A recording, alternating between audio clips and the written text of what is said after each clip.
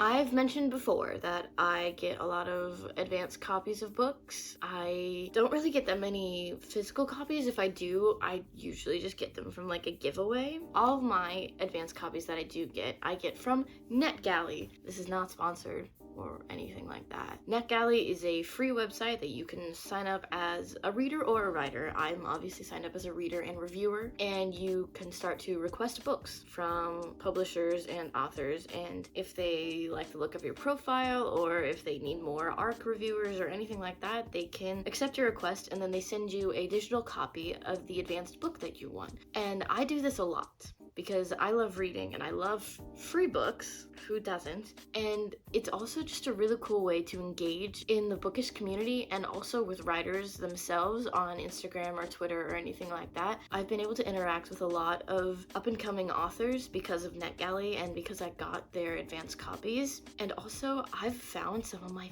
favorite books through Netgalley. You can also request advanced copies of books by your favorite author. I just got one this past week that is literally my most anticipated read of this year, and I just got it last week and I flipped out. I'm so excited. So anyways, in this video, I thought it would be fun to show you guys all the books that I ended up buying because I got advanced copies of them, and there are actually quite a few. I've got a couple here. Obviously there are some repeats because I got special editions of some, but I just thought it would be fun to go through them, talk about them a little bit more, because like I said, some of these are genuinely like my favorite books, or some of my favorite books, or by my favorite author, or any which way you have you. Let's get into it. The first one that I'm going to talk about is Cemetery Boys by Aiden Thomas. Now, I don't think I've talked about this before on my channel yet, but this is one of my favorite books of all time. I love Cemetery Boys. I loved it when I first read it. It's everything to me. I love the characters. I love the writing. I love it. This is the physical advanced copy that I got. I don't remember how I got this. I think it was a giveaway on Goodreads, maybe? I loved it. It was great. I think I read it in like 1 or 2 days. It was so great. And it was so great that I bought a physical copy of it, just the regular hardcover. I don't have that right now because I loaned it to my friend. I also bought the Barnes & Noble special edition with the gold foiling on the cover because it's beautiful. I also have signed book plate on this one and the regular hardcover as well. Not on the advanced copy just because I kind of want to keep it just like an advanced copy, no signature or anything like that.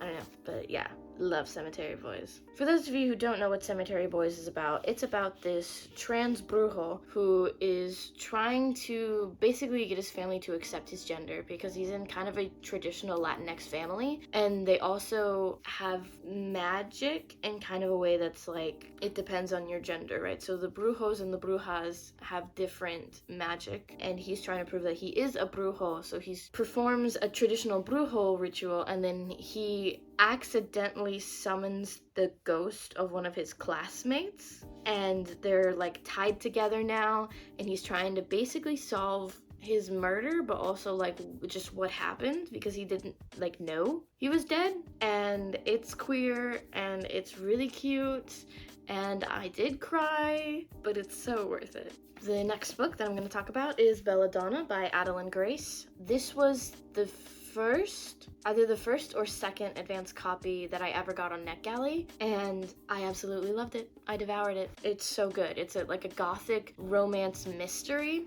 It's about this girl named Signa, and she can't die, basically. Every time she quote-unquote dies, she really just kind of phases into death's land, and then she phases back, which is like really cool. And then throughout her life, people around her have died mysteriously as well. Her parents have died, her aunt has died, anyone who's taken her in has some sort of tragic accident has happened to them. And so when this book starts, she is taken under the care of her uncle, her remaining relatives, and I think it's her uncle. But she goes to live with like her uncle, her 2 cousins, and while she's there, she's kind of ends up uncovering this mystery that her aunt is being like poisoned basically, and someone's trying to kill her cousin. And it's really good. The mystery was really good. The romance was really good because it ends up being a romance with like the physical embodiment of death. But it was really good. I devoured this. I devoured the second one, Foxglove. I cannot wait for the third one, Wisteria. I need Wisteria in my life. I do not have Foxglove yet because I'm waiting for the paper.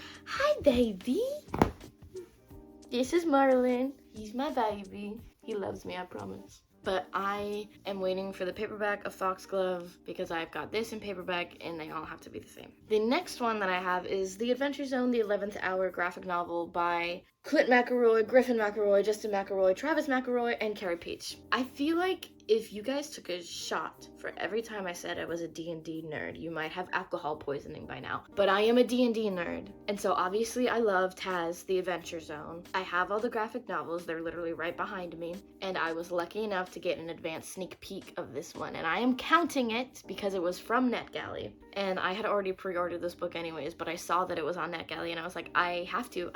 I love this. And the characters just mean so much to me. I re-listen to Balance all the time. If you don't know what I'm talking about, The Adventure Zone is an actual play podcast hosted by the McElroy bros and their dad. What an actual play podcast basically is they play Dungeons & Dragons live and they record it and then they post it. They put some special effects in and some music and stuff and then they post it. And The Adventure Zone is one of the most popular ones. When I say Balance, I'm talking about their first big campaign that they made because they've gone on to make other ones and there's one going right now. Balance is my favorite. I love Balance. It just has such a special place in my heart and all the characters are so good and it makes me cry every time. So I love that they're coming out with the graphic novels now. I eat them up. I reread them regularly. I deeply apologize because I just realized that I wasn't centered in frame and there was just all this space over here. I'm not re-recording this by any means, but I shifted the camera. So anyways, like I was saying, I cannot wait for the next one, The Suffering Game, but also I can because it's a lot of pain and I don't know if I really want to see that happening to them. But also, that means I will get more of Kravitz, and I love Kravitz. So yeah, that's what The Adventure Zone is. The next book that I have is Spellbound by F.T. Lukens. Now, I'm gonna preface this by saying thank you to my wonderful roommate and best friend because she got me into F.T. Lukens. She got me his first book, In Deeper Waters, which then led to me requesting an ARC for this, and then led to me buying this. So thanks. This is not the regular edition, this is the Barnes & Noble special edition, so the cover is a little different color than the normal editions, but I'm so glad. I love the purple and the blue. It's beautiful. Can we also talk about purple and the blue on the naked cover? Because it's beautiful. I loved this book. Queer, and it's got magic in it. It's grumpy sunshine. It's kind of enemies to lovers, but more like rivals to lovers. It has everything in it, and I really loved it. It's about these two kids who are each basically apprentices to these powerful magic wielders who are curse breakers. They're hex breakers specifically, I think. And they end up going to break the same hex, and then the people they're apprenticing for get kidnapped essentially, and so they have to go on the run together, but they don't really like each other when they start out, and it's a lot of banter, it's a lot of fun, and I love it. I'm really excited about the next one because the next one is one of my favorite books now, and it's Garden of the Cursed by Katy Rose Poole. Katy Rose Poole is one of my favorite authors. I have all of her books. There are only 4, but I have all of them. She wrote the Age of Darkness trilogy, and I absolutely loved that, and I need to get the paperback versions. I need to convince myself that it's okay to spend money on the paperback versions, because first off, the paperback version for this is coming out soon, and the cover is gorgeous. I'm putting it on screen right now. Beautiful. Are you kidding me? Are you kidding me? Yeah, I'm getting that. So anyways, this was everything that I loved. I loved Age of Darkness. I think I might like this more. Mystery is a little more my vibe. And Age of Darkness had mystery, but it was mostly fantasy and adventure. This is a noir fantasy mystery, and I ate it up.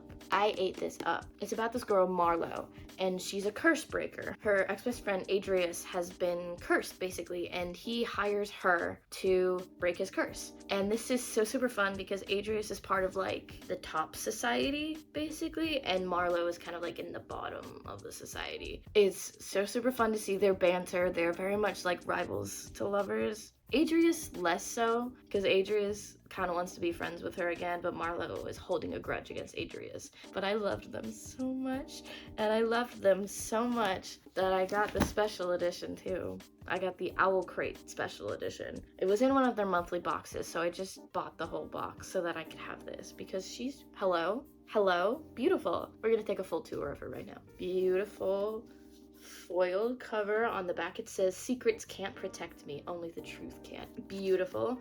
She's got purple sprayed edges. You guys are not ready for this, okay? You guys are not ready for this. We'll start with the cover. It's reversible. Hello, and like that's them right there. That's Marlo and Adrius right there. Oh, my babies. And we'll start with the naked cover. Hello. Foil that's kind of like almost copper, but also kind of pinky. I don't know, it's beautiful. It says Grimoire on the front, and then on the side it says Garden of the Curse, and then on the back it's got like the poster for the main ballet featured in the show that's called Ballad of the Moon Thief. Gorgeous. Are you guys ready for this? And paper art. And paper art. It's kind of dark, but... And there's more. More end paper art. Are you kidding me? Are you kidding me? Beautiful, gorgeous, and obviously because it's Owl Crate, it's got a letter from the author and it's signed, and it's got this really pretty like page. So yeah, I bought that and I don't regret it, and this is one of my most prized possessions. The final book that I'm going to talk about is House of Roots and Ruin by Erin A. Craig. Now this is, just right off the bat, the Barnes & Noble exclusive edition because she's got sprayed edges. She also has like the pretty gold foil on the cover. She does not have the foil on the naked hardcover that the regular editions do, which I'm kind of kicking myself because those were beautiful. But it's okay because she's got really pretty end papers. Gorgeous.